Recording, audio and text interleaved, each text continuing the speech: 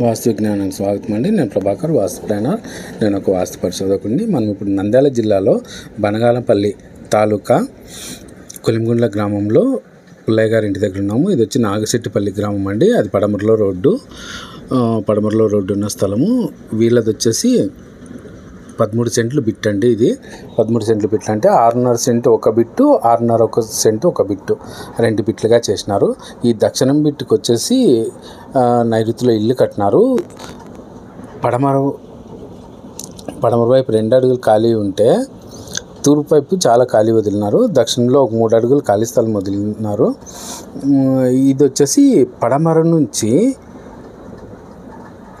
తూర్పుకి 70 అడుగులు ఉంది. ఇది నడక గేట్లో నుంచి బయటికి పోతే పశ్చిమ వాయువ్యపు నడక వస్తుందన్నమాట.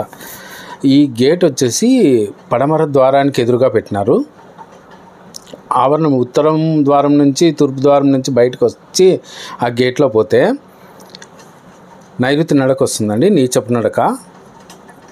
అందుకని నేను ఇక్కడ ఒక గేట్ పెట్టమని చెప్పినాను. అంటే పడమర ద్వారంలో నుంచి బయటికి పోయినప్పుడు ఆ గేట్ సరిపోతుంది.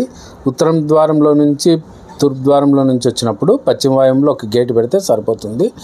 ఇది ఉత్తర ద్వారం వచ్చేసి మొత్తం 50% ఇల్లు కట్టాలండి. ఇది మొత్తం ఇంటికి సరిపోతుంది ఉత్తర ద్వారము ఉచ్చంలో, కానీ అది అక్కడికి రావాల్సిన ద్వారము. మొత్తం ప్లాట్ తీసుకుంటే ఆ వాకిలి పెట్టిండేది కంపౌండ్ నుంచి తీసుకుంటే 24 అడుగులు వస్తుంది. ఈ ద్వారం అక్కడికి మారిస్తే ఉచ్చం అవుతుందండి ఉత్తర ఈశాన్యంలో. ఇప్పుడు తూర్పు వైపు వచ్చినాం కదా, ఇంటికి అంటుకొని మెట్లు వేసినారండి, ఒక వరుస మెట్లు.